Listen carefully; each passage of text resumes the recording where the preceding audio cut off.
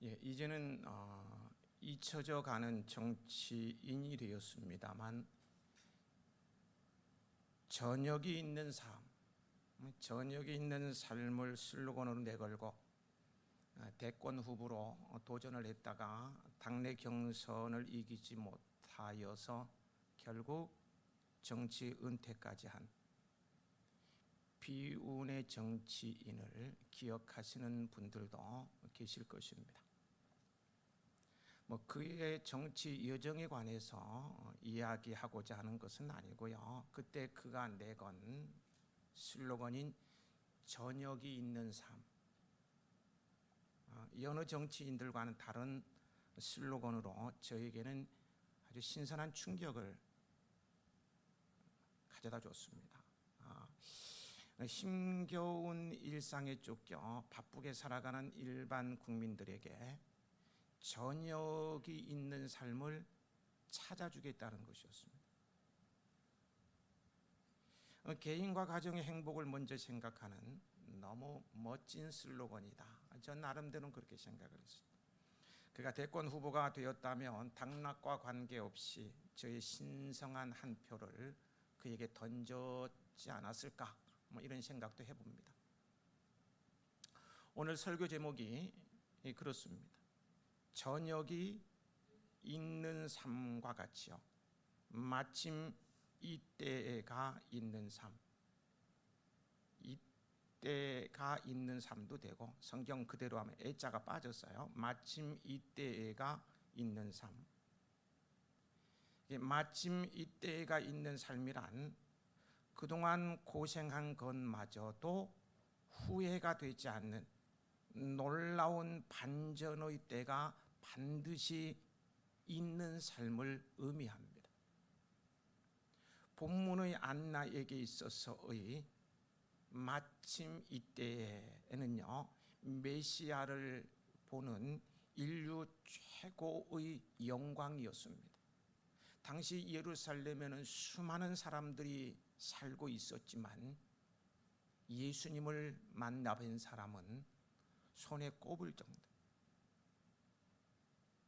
최고의 영광이다. 안나는 아셀 지파 바누엘의 딸로 나이가 매우 많은 선지자라고 본문은 소개하고 있어요. 안나는 히브리어로 한나입니다. 은혜라는 뜻입니다. 안나는 평생을 하나님의 은혜로 살아왔던 사람으로요, 성경을 읽으면서 다시 한번 느끼셨겠지만요, 그녀의 운명은 참으로 기구합니다. 결혼하여 7년 만에 남편이 죽고 과부로 84살이 되었어요. 불행한 인생이 아닐 수 없죠. 그런데도 오늘 성경은요, 그런 그녀의 삶이 마침 이때가 있는 삶이라고 소개하고 있습니다. 마침 이때가 있는 삶이란 그동안 고생한 것까지도 후회가 되지 않는 놀라운 반전의 때를 말한다고 했습니다. 고생하고 조롱받고 무시당한 것까지도 후회가 되지 않는 놀라운 반전이 있는 영광스러운 삶을 말하는 거예요. 이 시간은요, 기관 운명의 사람 안나의 삶이 어떻게 이런 마침 이때가 있는 삶이 되었는가에 대해서 하나하나 짚어보면서요, 우리도 마침 이때가 있는 삶을 사는 다이나믹한, 역동적, 힘이 있는, 희망이 넘치는 인생이 되기를 소망합니다. 안나의 나이로부터 시작합니다. 성경은 과부가 되고 84세가 되었더라라고 말하고 있죠. 안나의 나이에 대해서요, 주석가에 따라서 견해가 다릅니다. 과부가 되기 전까지의 나이를 포함해서 84살이라고 주석하는 이들이 있는가 하면, 과부가 되고 난 다음 84년으로 주석하는 이들도 있습니다. 이렇든 저렇든요, 고령의 나이임에는 분명하고요, 많은 사람들에 의해서 받아들여지기 하는 이 후자의 경우를 놓고 생각해 보겠습니다. 당시 유대는 초혼의 풍습이 있어서 14살만 되면 결혼했습니다. 그러니 안나가 14살에 결혼하여서요 7년 만에 남편과 사별하여서 84년이 되었습니다. 그 나이가 몇 살이 되었습니까? 수학을 잘하시면 금방 계산이 되죠. 최소한 105세는 되었을 것입니다. 그 나이라면 수족을 움직이기도 불편했을 것입니다. 그래도 안나는요 그 나이에도 기도와 금식을 하며 아기 예수님을 많은 사람들에게 증언하면서 다녔어요. 보통 사람이 그 나이가 되면 치매에 걸리고 뭐 대소변도 못 가리는 불쌍한 인생이 되지만 안나는 기도할 때마다 하나님께서 붙들어 주시는 건강으로 그 나이가 되도록 정정했던 것입니다. 우리 교회에도요 나이 드신 분들이 계십니다마는 그분들에게 좀 드릴 말씀이 있어서요. 칠순이 안 되신 분들은 그럼 나와는 관계 없다고 하지 말고 이제 곧 칠순이 되니까 미리 잘 들어주세요. 제가 욕 먹을 각오를 하고 지금 얘기를 하는 거예요. 누가 저한테 욕을 하겠습니까? 딱 두 사람이 항상 문제예요. 욕 먹을 각오로. 다 그런 것은 아닙니다만요. 일반적으로 나이 칠수만 넘기면 스스로 아무 일도 할 수 없다고 여기면서 교회의 일에서 손을 떼는 경우가 있어 매우 안타깝게 생각합니다. 집에서는 밥도 짓고 빨래도 청소도 하고 놀러도 잘 다니는데 교회만 오면 교회에서까지 이런 일을 해야 하느냐. 교회에 오면 더 해야 되는데 말이에요. 청소하고 뭐 식당 봉사 이런 것들은 아예 안 하려고 하는 것을 보면 장수 시대, 백세 시대에 대비하는 모습이 맞는지 안타깝다는 것이죠. 두 분이 지금 여기 올라가고 있어요. 그 두 분은 어느 분인지 모르죠. 물론 교회의 행정적 봉사를 위해서 맡은 공적 직분은 정년이 되면 70이 되면 물러나야 합니다. 그러나 주 안에서는요 노인이 되어도 할 일이 많다는 사실을 아시기 바랍니다. 거동이 불편한 분은 안나처럼 기도의 사람이 되어 교회를 위해 기도하는 일을 얼마든지 할 수 있어요. 기도는 교회의 힘입니다.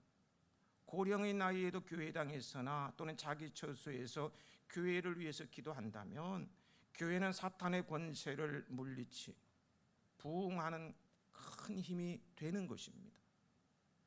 주일에는 예배와 목사의 설교를 위해서 몇 시간마다 골방 기도하고요.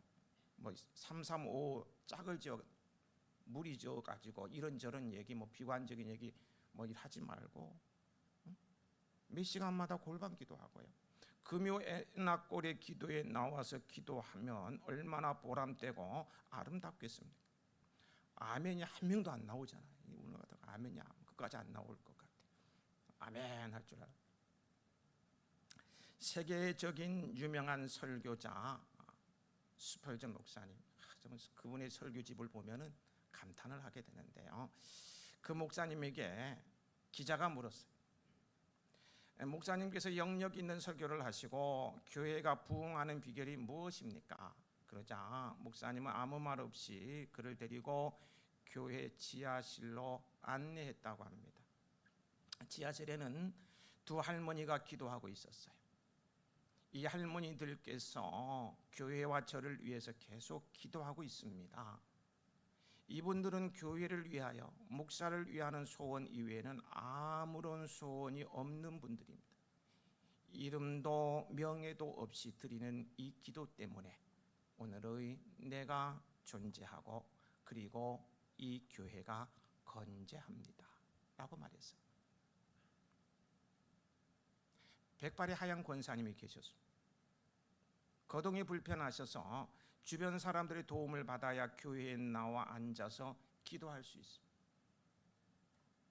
그렇게 기도하며 힘을 얻고 성도 한 사람 한 사람을 위해서 진심 어린 축복 기도와 맑은 정신으로 지내는 그 모습에 모든 사람들이 존경을 합니다.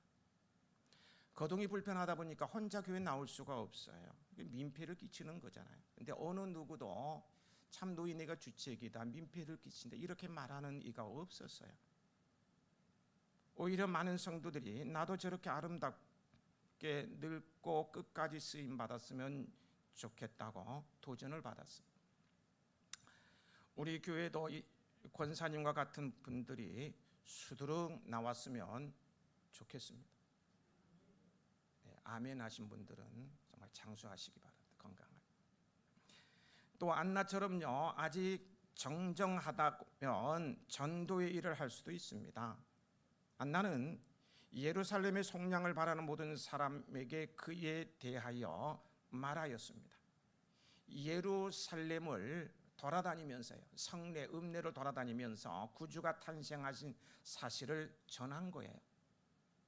여러분도 칠순이 넘어도 기운이 있으면 열심으로 전도하시기 바랍니다. 하늘의 상급을 쌓는 일이죠.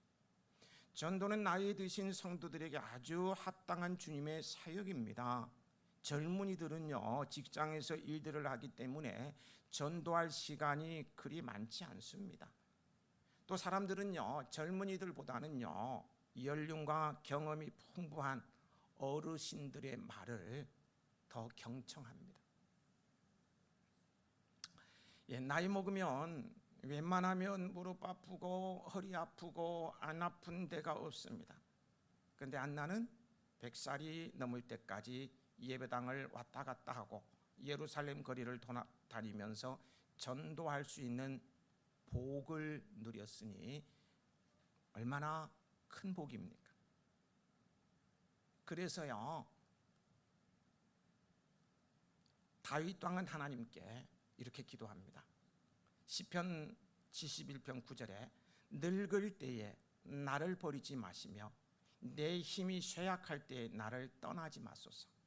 이어서 18절에 내가 늙어 백발이 될 때에도 나를 버리지 마시며 내가 주의 힘을 후대에 전하고 주의 능력을 장래의 모든 사람에게 전하기까지 나를 버리지 마소서. 그 기도대로 된 줄 믿으시기 바랍니다. 그리고 여러분도 기도하시기 바랍니다. 하나님께서 천국으로 부르실 때까지 성전 출입을 자유롭게 할 수 있고 전도하며 다니기에 어려움이 없는 건강을 달라고 기도하시고요, 그런 복을 받으시길 축복합니다. 모세가 죽을 때 120살이었는데요 눈이 흐리지 아니하고 기력이 쇠하지 아니하였다고 신명기를 읽어보면 증언하고 있죠. 탈무드 있죠. 유대인들 교원집 탈무드에 이런 말이 있습니다. 어리석은 자에게 있어서 노년은 겨울, 봄, 여름, 가을. 노년은 어리석은 자에게 있어서 겨울이나 지혜로운 자에게 있어서 노년은 황금기다.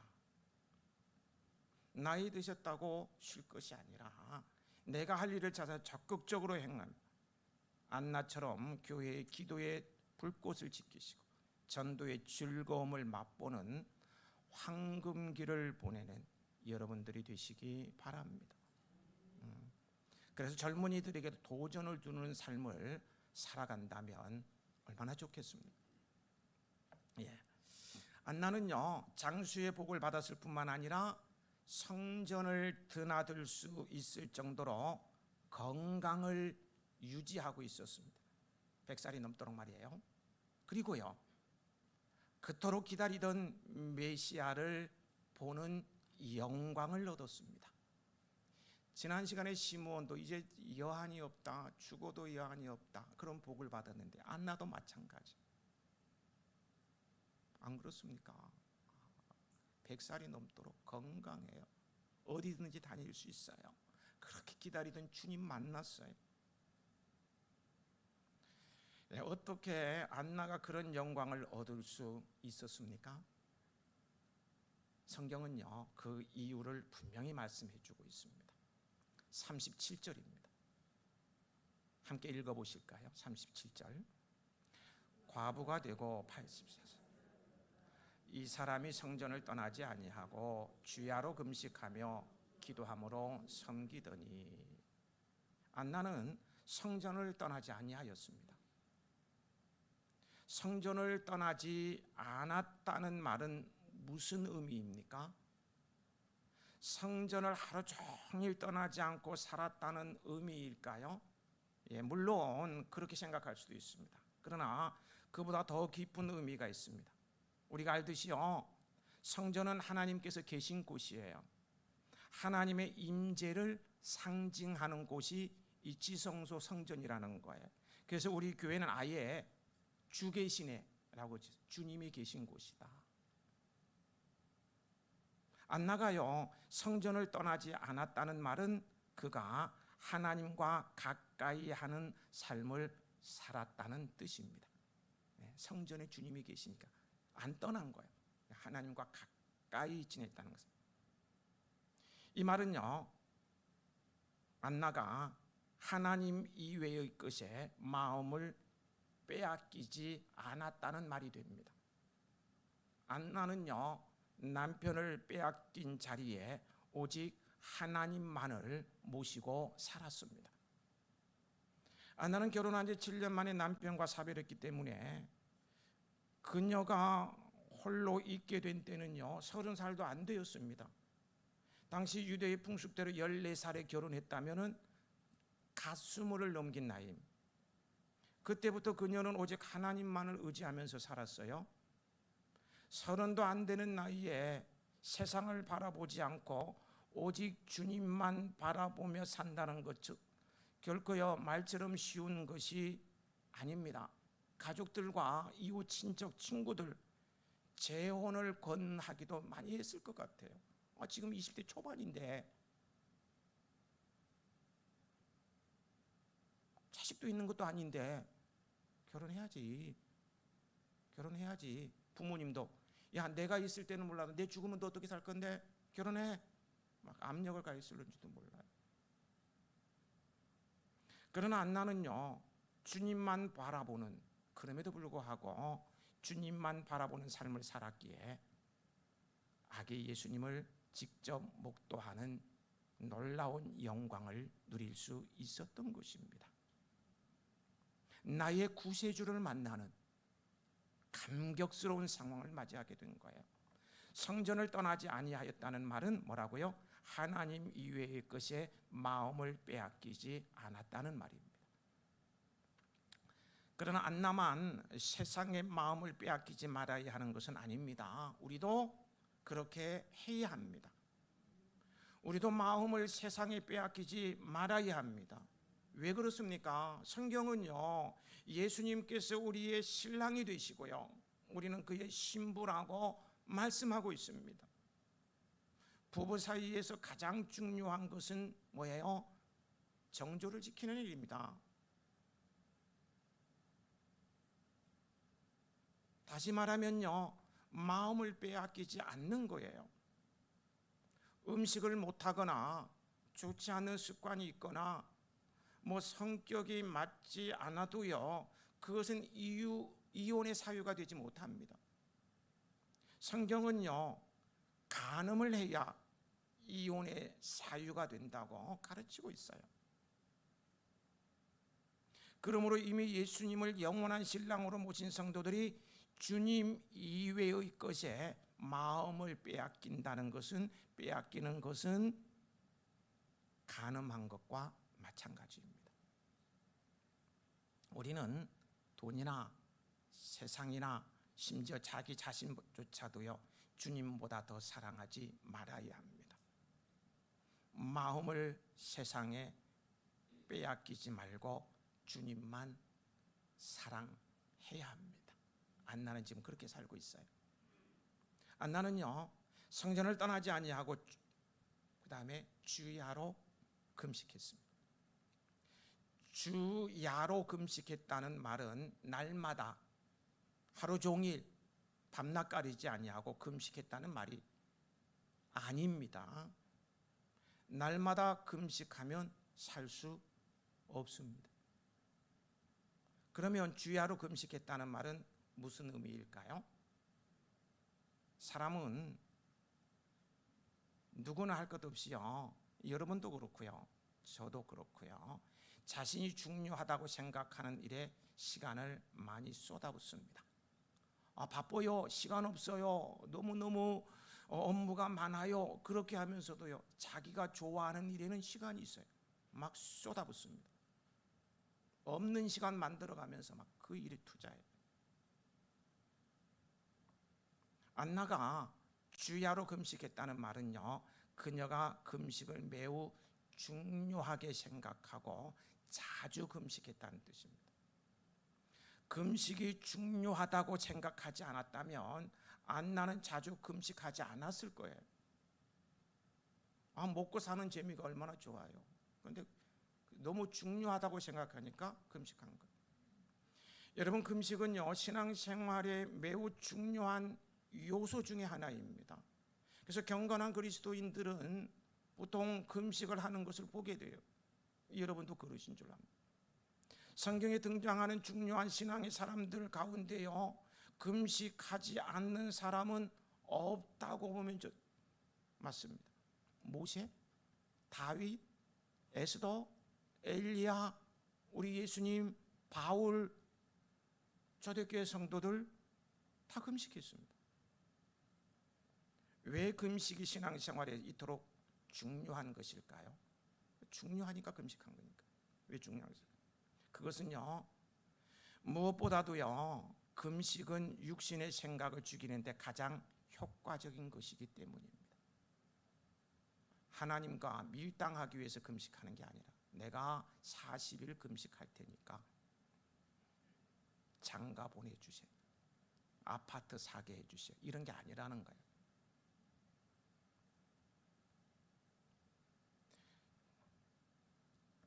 금식을 해보시면 알지만요, 하루만 먹지 않아도 힘이 없습니다. 그죠? 힘이 없게 되면 자신의 무능력함과 어떤 연약함을 깨닫게 됩니다. 하루 종일 이틀 이렇게 금식을 하다 보면 막 의욕도 상실되어지고요.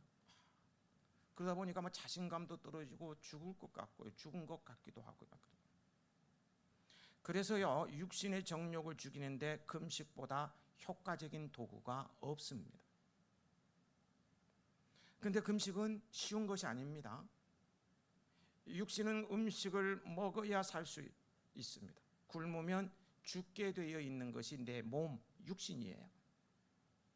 저도요, 1년에 한 번은 3일 금식도 하고 또 매달 한 번씩 월삭 금식이죠. 월삭 금식도 하려 하지만요, 금식할 때마다 고비가 있고 해서 쉽지가 않습니다. 물론 부끄럽지만 실패도 꽤나 많이 해요. 인간은 먹어야만 사는 동물인데요, 아무것도 먹지 않는다는 것이 쉽지 않더라고요. 저같이 먹는 것이 인생의 큰 낙이라고 생각하는 사람은 더더욱 힘듭니다. 그러나요, 금식을 통해서 우리는 자신을 죽이는 훈련을 해야 합니다.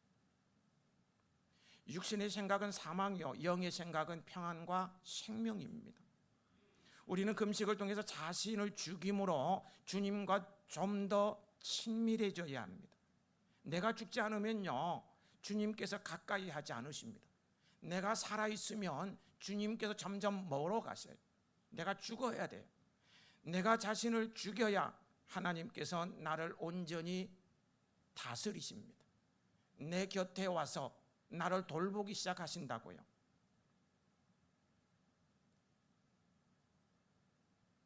안나는 금식을 통해서 자신을 죽이며 하나님과 더욱 친밀하게 지냈던 것입니다. 안나는 금식만 하지 않았습니다. 그녀는 금식하며 기도했습니다. 기도했다는 것은 하나님만 의지했다는 말입니다. 왜 안나가 남편과 사별한 후 기도로 살았겠습니까? 할 것도 많을 텐데 왜 남편과 사별한 후에 그가 택한 것이 기도였느냐는 거예요. 예. 남편의 죽음을 통해서 자신이 누구를 의지해야 할지를 깨달았기 때문입니다. 안나는 젊은 나이에 남편을 먼저 보내면서요, 하나님 한 분 이외에 의지해야 할 대상이 없다는 것을 아주 절실히 체험적으로 깨달은 거예요. 우리에게도 이러한 깨달음이 있어야 합니다. 이 세상에는요, 내가 의지하고 자신을 맡길 대상이 없음을 깨달아야 한다는 거예요. 배우자도 자식도 부모도 그 어떤 것도 나를 영원히 책임질 수 없다는 것을 알아야 전능하신 하나님께 기도하는 일에 목숨을 걸 수 있는 것입니다. 주님께서 지켜주시지 아니하면 매달리게 되는 거예요. 우리가 기도의 중요성을 압니다. 기도의 중요성을 알지만 기도하지 않는 것은 왜 그럴까요? 하나님께서 도와주시지 않아도 내 힘과 능력으로 살 수 있다고 생각하기 때문입니다. 정말 우리가 자신의 힘과 능력으로 살 수 있습니까? 내가 건강하고 돈을 많이 벌어놓고 뭐 좋은 직장 있고 가정이 건강하고 뭐 그러니까 잘 살 수 있을 것 같습니까? 절대 속지 말아야 합니다. 하나님께서 주신 바 아니면 사람은 아무것도 받을 수 없습니다. 호흡하는 것조차 하나님께서 힘을 주셔야 하는 거예요. 왜 그럴까요? 인간은 하나님을 바라보지 않으면 살 수 없는 존재로 만드셨기 때문에 우리는 하나님 없이 살 수 없는 거예요. 인간이라는 단어의 헬라어적 의미를 보면은요, 하나님께 뿌리를 받고 사는 존재라는 뜻입니다. 하나님께 뿌리를 박지 않으면 살 수 없는 존재라는 거예요. 뿌리가 뽑히면 생명이 끝나지 않습니까? 이따가 예배 끝나면은요, 텃밭에 가서 거기에 그 꼰대와 마님 이야기 텃밭이 있어요. 보셨어요? 한번 가보세요. 꼰대와 마님 이야기 텃밭이 있는데 거기 가보면은요, 토마토가 아주 탐스럽게 달려있어요. 이야, 그렇게 잘 달릴 수가 없어요. 그런데요, 그렇게 탐스럽게 잘 열려 있지만요, 뿌리를 뽑아버리면 벌겋게 붉게 익지도 못하고 낙과가 되고 맙니다. 왜요? 뿌리가 없어요. 뿌리가 없으니까. 제대로 사명을 감당하지 못한다는 거예요. 토마토 나무로서 구실을 하지 못하게 된다는 거예요. 아무 의미가 없어져 버려요. 우리는요, 자신의 무능함을 깨닫고 하나님을 의지해야 합니다. 코로나를 통해서 우리가 얼마나 무능한 존재인지를 경험했지 않았습니까? 우리 교회도 4년 동안 예배당 지어놓고 올 스탑했어요. 너무 힘들었어요.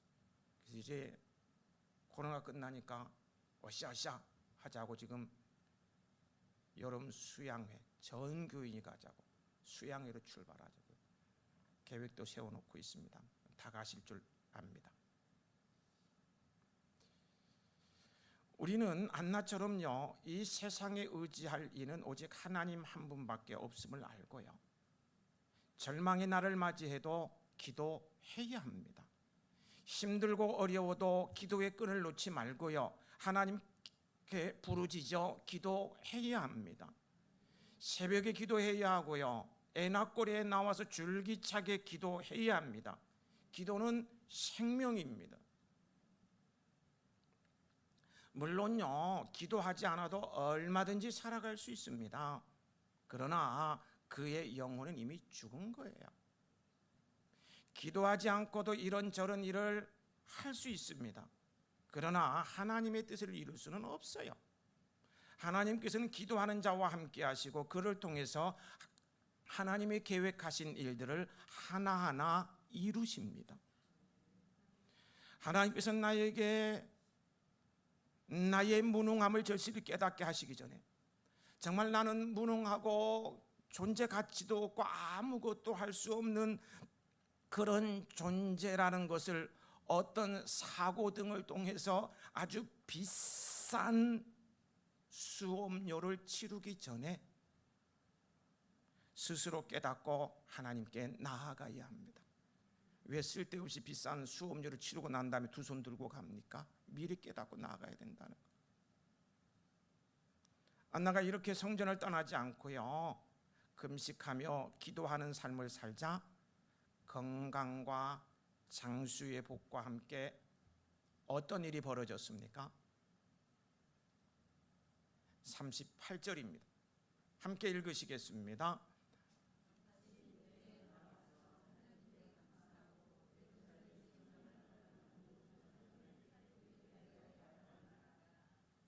마침 이때에라고 합니다. 여기서 마침 이때에란 요셉과 마리아가 아기 예수님을 데리고 율법에 따라 정결 예식을 하려고 예루살렘 성전에 왔을 때입니다. 그때요, 마침 안나가 늘 그렇게 오듯이 평생 그렇게 오듯이요 성전에서 금식하며 기도하고 있었기에 그의 눈으로 아기 예수님을 보는 영광을 얻을 수 있었습니다. 당시 예루살렘엔 수많은 사람들이 있었지만 예수님을 예수님으로 알아볼 수가 없었죠. 안나만은 예수님을 알아보고 그 예수님을 만나 뵙는 감격을 누린 거예요.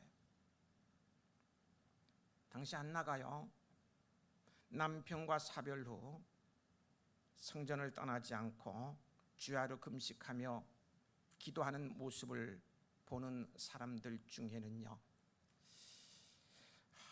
기구한 운명의 사람이다고, 참 어떻게 저럴까, 기구한 운명이다, 이렇게 측은히 여기는 사람들도 있었을 것이고요, 혼자 산다고, 자식도 없이 혼자 산다고 무시하는 사람도 있었을 것이고요, 시근덕거리는 늑대들도 있었을 거예요. 제가 아는 분인데 이분이 지금은 전도사님 일을 하고 계십니다. 남편 없이 애 둘 데리고 대문 없는 이제 판자촌 같은 판자집 같은 데 사니까 저녁이 되면 그 술주정뱅이 뭐 이런 놈들이 전부 늑대가 돼가지고 찾아오는 거예요. 늑대가 되고 막 문 부시고, 어느 날은 경찰이 문을 두드려서 도움을 주러 왔나 보더니 경찰도 늑대로 바뀌더래. 그러니까 막 미치는 거예요. 미치는 거예요. 어떻게 했을까? 살 길은 하나더라고. 교회 가니까 늑대들이 안 들어와. 교회 가서 밤새면서 기도하고 아기 부둥켜 안고 울고 지내니까 늑대들이 한 마리도 올씬 안 해요. 지금 안나가 그랬을 거예요. 혼자 있다고 무시하고 막 지근덕거리는 늑대가 있고, 그렇게 밤낮으로 성전에 드나들며 기도만 하면 밥 먹이 주냐고 비웃고 조롱하는 사람들도 분명히 있었을 거예요. 그래서 가슴이 아프고 혼자서 울며 밤을 지새우는 날이 참 많았을 것입니다. 그러나요, 하나님께서는 그녀의 삶과 그 흘리는 눈물의 기도를 들으시고요, 마침 이때에 메시아, 즉 아기 예수님을 두 눈으로 보는 영광을 얻게 하셨습니다. 예수님은 자체가 지난 시간에 위로라고 했습니다. 그분을 만나면 모시면 위로가 되는 거예요. 다 치유가 되는 거예요. 두 눈으로 예수님을 보는 영광을 누린 거예요. 그녀가 걸어가는 인생길이 사람들의 눈에는 고달프고 씁쓸하고 외로운 삶으로 비춰졌지만 마침 이때가 있는 삶이 되었던 것입니다. 마침 이때가 있는 삶이란 뭐라고 했습니까? 그동안 고생하며 조롱받는 것마저도 후회가 되지 않는 놀라운 반전의 때가 반드시 있는 영광스러운 삶을 말합니다. 여러분, 우리에게도 세상의 마음을 빼앗기지 않고 자신의 육신의 생각을 죽이고 하나님만 의지하고 기도하며 지내다 보면 마침 이때가 옵니다. 마침 이때에 주님께서 찾아오셔서 영광의 옷을 입혀주시고 영광의 자리에 앉게 해 주십니다. 지나간 모든 상처들이 치유되고요, 놀라운 평강을 누리며 살게 될 거예요. 안나처럼 평소 하나님을 향한 마음, 세상에 빼앗기지 않고 자기의 생각대로 살지 말고 하나님을 의지하는 마침 이때가 있는 삶을 살아가는 여러분들이 되시길 소망합니다. 말씀을 정리하겠습니다. 안나는 자신의 인생에 갑자기 찾아온 남편과의 사별이라는 불행을 하나님과 가까이 하는 기회로 삼았어요. 성전을 떠나지 않고 금식하며 기도로 하나님을 섬겼더니 그것이 마침 이때가 있는 삶이 되어서 예수님을 만나는 영광을 얻게 되었다고 했습니다. 그와 같이 우리도 세상의 마음을 빼앗기지 말고요, 하나님께 소망을 두고 기도하는 삶을 살아가야 합니다. 물론 안나처럼 살아가는 것은 힘들고 너무너무 어려울 거예요. 그러나 하나님께서는 그런 사람들을 위해 마침 이때의 일을 준비해 놓으셨습니다. 그리고 그날의 최고의 것으로 갚아 주십니다.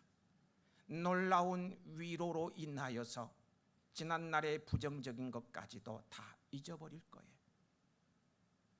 세상살이가 힘들고 어려워도 안나처럼 마침 이때가 있는 삶을 살아가는 저와 여러분이 되시길 주님의 이름으로 축복합니다.